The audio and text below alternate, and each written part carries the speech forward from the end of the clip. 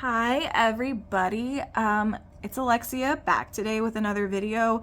If you're new to my channel, I try to make Bible studies, gearing them towards mental health if I can, or just life in general, helping with life struggles in general.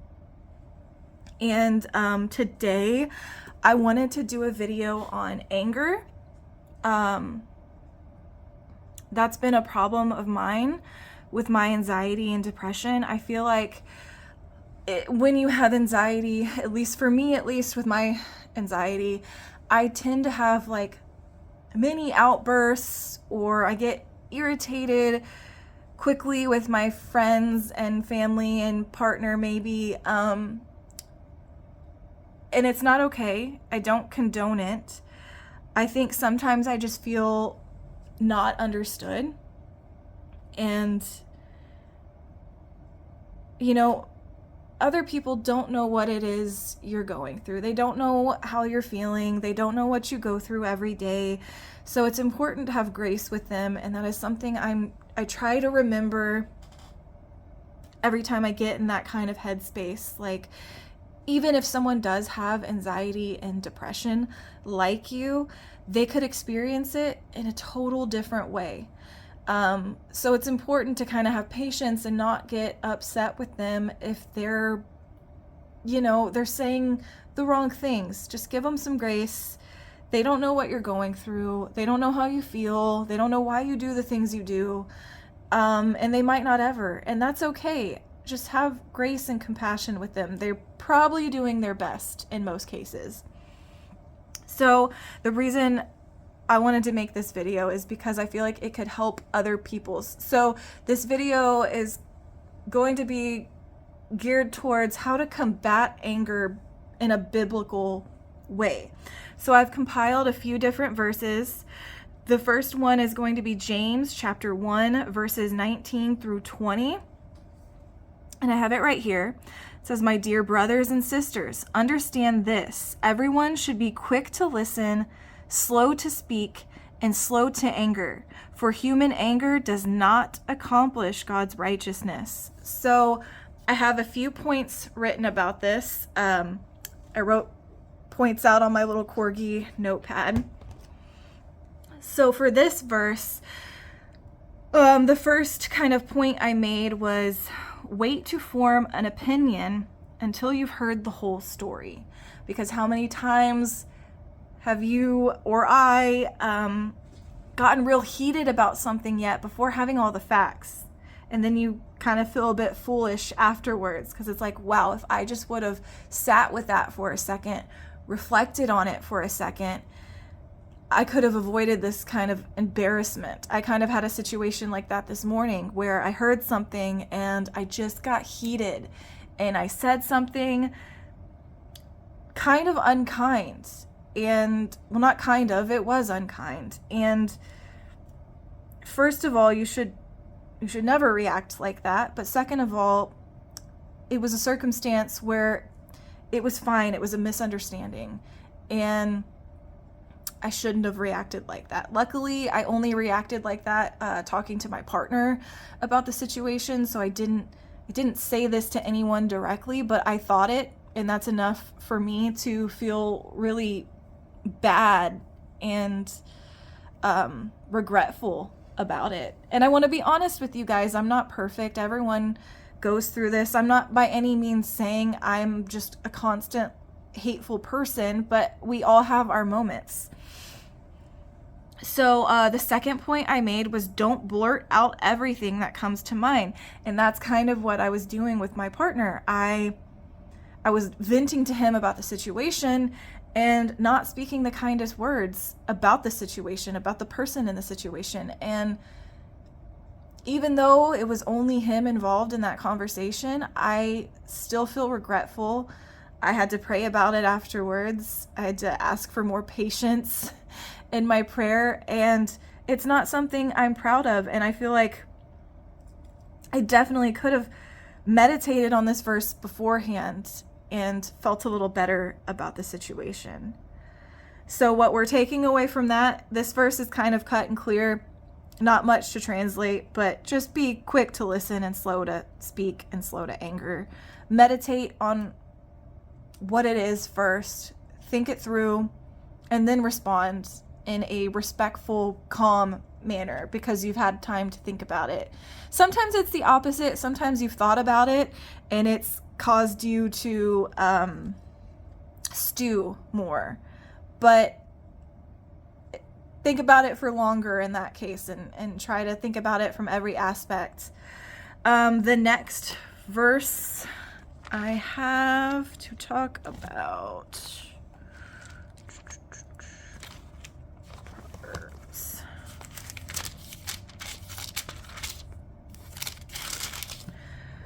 Proverbs 14.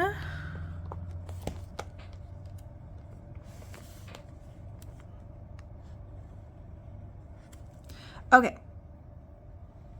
The next one I have to talk about is Proverbs chapter 14. Wait, what?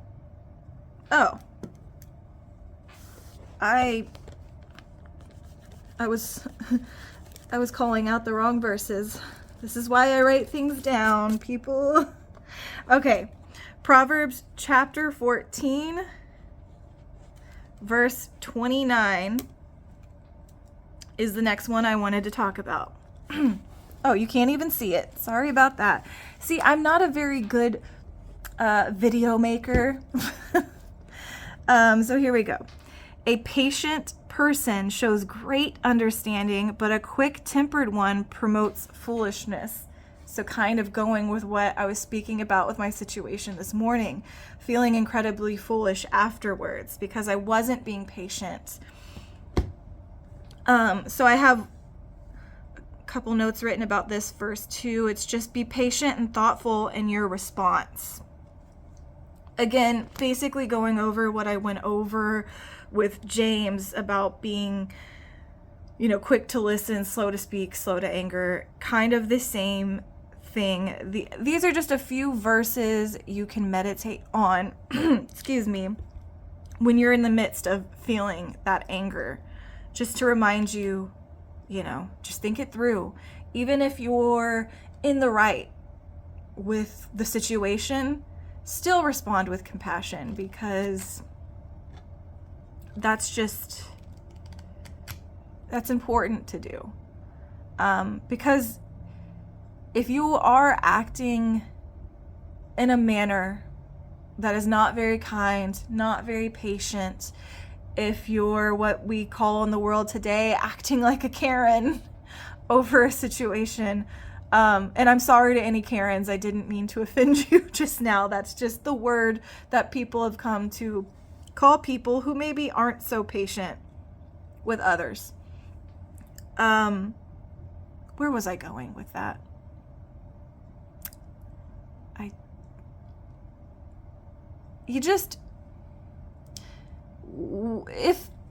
Okay, now I remember where I was going with that. If you are patient and acting in a way that is respectful, you can get your point across a lot better.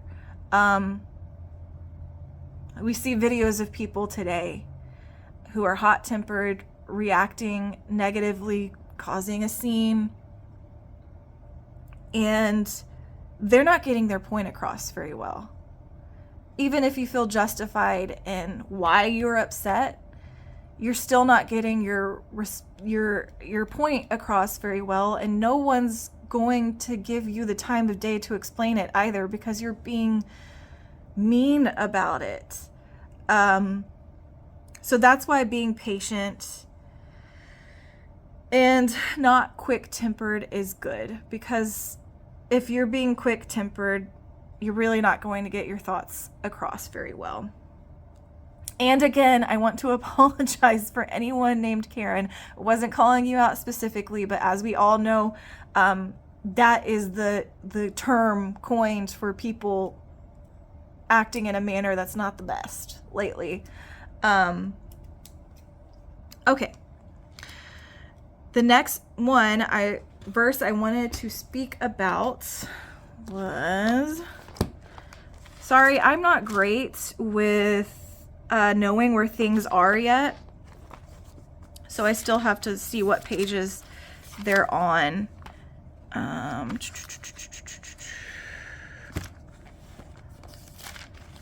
Okay. Okay. The next verse I wanted to speak about was Ephesians chapter 4, verses 31 and 32. So, oh my goodness, excuse me. Ugh, air went down the wrong way or something. And I'm not very good at editing, so that will not get edited out. I apologize. So, Ephesians chapter 4, verses 31 through 32. Let all bitterness, anger, and wrath, shouting, and slander be removed from you, along with all malice. And be kind and compassionate to one another, forgiving one another, just as God also forgave you in Christ. So this one's a really good one to kind of meditate on, because it's it's remembering the compassion that God has on you. So if God has that compassion with you, why can't you have that compassion with your brothers and sisters in Christ, or anyone, even if they're not believers? I still think everyone needs to be treated with respect and love and kindness. So I have a few notes on these verses. I just wrote, being aware of and letting go of negative feelings like anger, bitterness, and resentment. So we can have thoughts about it, right? Like the other verses have said, be slow to think. You can think about these things, but ultimately just be kind and compassionate and forgiving, just like God is with us. Now, that's not to, I can't think of the word I'm trying to think of. That's not to make anyone's experience less than. If someone has done something bad to you and you're having trouble letting go of it, I understand that. But it harms you more to hold on to it. It's something that I've found, if I can't let go of something, it harms me more. For years and years, I did not speak to my mother. I had a really challenging childhood. I love my mom, but she struggled with addiction and she had some faults. And for years and years, I didn't talk to her, and I was holding on to all of this anger. And when I finally talked to her again, it was like I let go of all of that. It felt good to forgive her. And I'm not saying forgive for your own sake all the time. I'm just saying it helps your own self to forgive as well. And I want to make this clear. Some of you don't speak to people, and that is perfectly okay. You can forgive and not continue a relationship. But you can still be compassionate about the person. So yeah, I don't want to make anyone's experience less than. If somebody has hurt you and you don't want to forgive them, just take your time with that. But it's important to let the bitterness and anger go for your own sake as well. So those are the 3 verses I had to talk about with how to kind of biblically, what was the, I am just all over the place forgetting my thoughts today. To biblically combat anger. Those are a few verses that I feel like we could meditate on and remember if we have anger issues. So if I were you, and if you find these verses helpful, I would maybe write the verses down on a little pad, a little sticky note, the notes app in your phone. And when you're feeling angry, when you're feeling anger, maybe go to your notes in your phone and just look over them a little bit. Think about them. If you have some time, maybe read the entire chapter that these verses are in to kind of get it in full context. But yeah, I think these are very helpful to remember. And like I said, I only was thinking about this today because I had an experience today, this morning, where I was not slow to think, slow to anger, slow to speak. I was hot and I was just venting and just letting it all out. And then I felt extremely bad afterwards. And I don't want anyone else to feel that way. And with mental illness, sometimes it's not easy to not react with anger. And in that situation, I would just give you a little bit of advice that I have taken for myself. With my partner in particular, he's the closest to me.